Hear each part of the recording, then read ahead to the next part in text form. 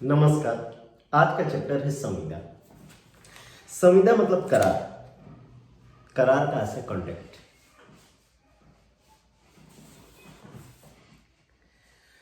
करार के लिए आवश्यक है दो या दो से अधिक व्यक्ति हों।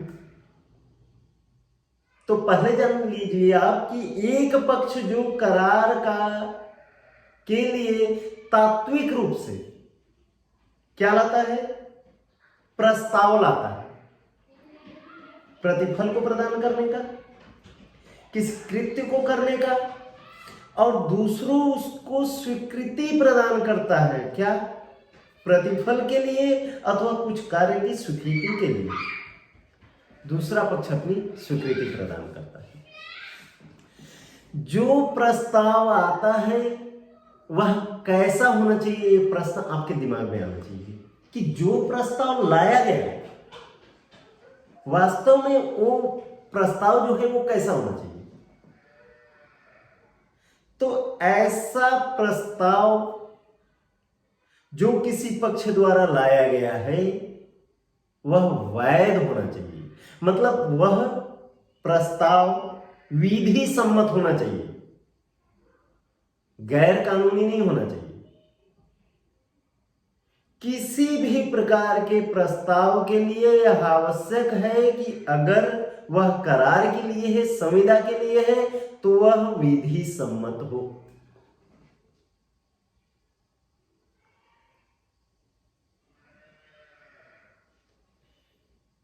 प्रतिफल हो, किसी कार्य को करने की स्वीकृति हो।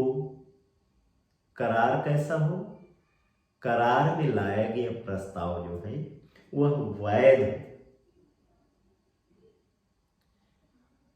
करार में लाए गए प्रस्ताव अगर वैध है तो समझ जाइए स्वीकृति ही उत्पत्ति है करार की। एक स्वीकृति की अगर उत्पत्ति होती है तो वह करार होता है।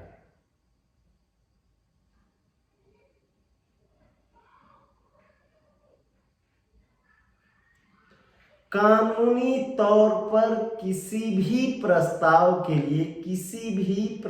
लिए, कानूनी तौर पर वैधता होनी चाहिए, ये आप जान गए। तो प्रस्ताव कैसा होना चाहिए, वैध होना चाहिए। अब आते हैं हम स्वीकृति पर। प्रस्ताव वैध होना चाहिए, ये तो समझ गए कि एक पक्ष जो प्रस्ताव ला रहा है वह वैध होना चाहिए, वह कृत्य किसी नियम के विरुद्ध नहीं होना चाहिए, किसी विधि से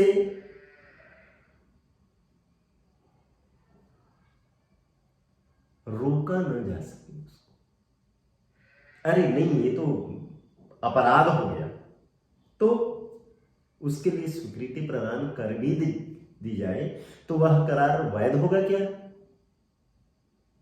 बिल्कुल नहीं होगा। इसलिए नहीं होगा कि करार प्रारंभिक तौर पर ही अवैध है, विधि द्वारा प्रवर्तनीय नहीं हो सकता। तो ऐसा करार अवैध हो जाएगा, शून्य हो जाएगा। आगे देखते हैं कि कानूनी तौर पर मान लो कोई प्रस्ताव वैध आ रहा है तो उसकी स्वीकृति भी आ रही है, लेकिन अगर स्वीकृति स्वैच्छिक न हो, डर से, दबाव से, लालच से किसी स्वीकृति को लाया गया है तो वैध होगा क्या? उस संविदा प्रारंभतः शून्य हो जाएगी। इसीलिए यह भी आवश्यक एक तत्व है करार के लिए कि किसी वैध प्रस्ताव के लिए स्वीकृति जो है वह बिना डर, बिना लालच के हो,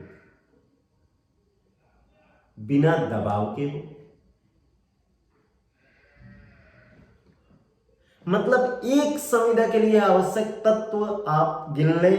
पहला, प्रतिफल, किसी कार्य को करने की स्वीकृति, वैध होना चाहिए प्रस्ताव, और स्वैच्छिक सहमति होना चाहिए। स्वीकृति जो आनी चाहिए वो कैसी आनी चाहिए? स्वैच्छिक आनी चाहिए, बिना डर के, बिना लालच के, बिना दबाव के आनी चाहिए।